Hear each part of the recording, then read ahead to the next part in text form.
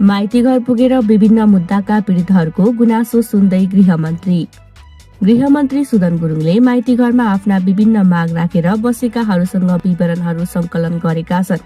गृहमन्त्रीले सबैका मागहरूको संकलन गरी यसका समाधानबारे पहल उठाउने बताएका छन्। गृहमन्त्री गुरुङले बाराजु होल्डिङ सेन्टरको आकस्मिक अनुगमन गर्दै व्यवस्थापनमा भएका कमजोरीलाई स्वीकार्दै आश्रित सुकुम्बासी परिवारसँग क्षमा पनि मागेका छन्।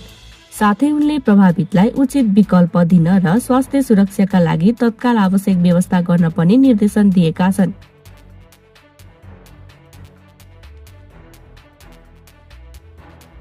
रासोपा सांसदको माग, सांसदहरूलाई तालिमका लागि बजेट छुट्याउनु पर्ने भन्दै रन्जु दर्शना। संसदीय अभ्यासमा धेरै सांसद नयाँ भएकोले प्रभावकारी रूपमा भूमिका निर्वाह गर्न अनुभव र क्षमता विकास आवश्यक रहेको दर्शनाले बताएकी छन्। उनले सांसदहरूका लागि विशेष तालिम सञ्चालन गर्न बजेट व्यवस्था गर्न आग्रह गरेकी छन्।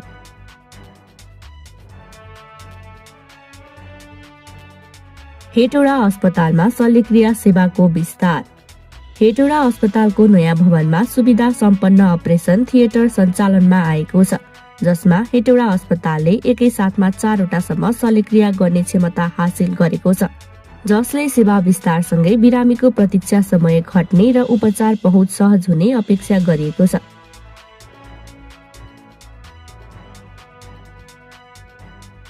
रासोपा बागमती प्रदेशको चुनावको नयाँ मिति घोषणा।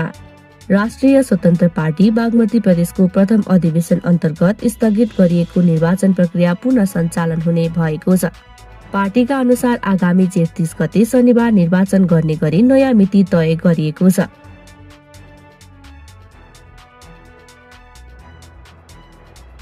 हेटौडाका मुख्य चोकहरूमा आधुनिक ट्राफिक लाइट जडानको तयारी।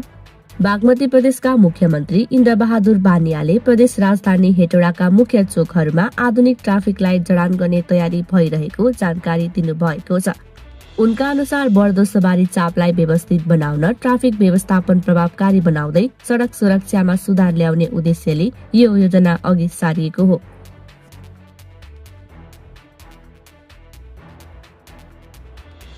अब दुबई टु पोखरा सीधा उडान सुरु हुने।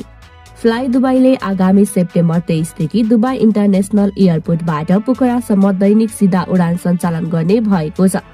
यो सेवा सुरु भएसँगै पोखरामा अन्तर्राष्ट्रिय हवाई पहुँच थप सहज हुने अपेक्षा गरिएको छ।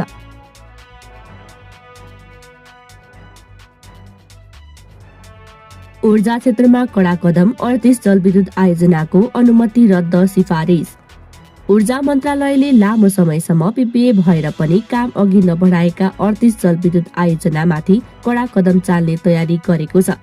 1388 मेगावाट क्षमताका यी आयोजनाको अनुमति रद्द गर्न सिफारिस गरिएको छ भने प्रगति कमजोर देखिएका थप 75 आयोजना निगरानीमा राखिएका छन्।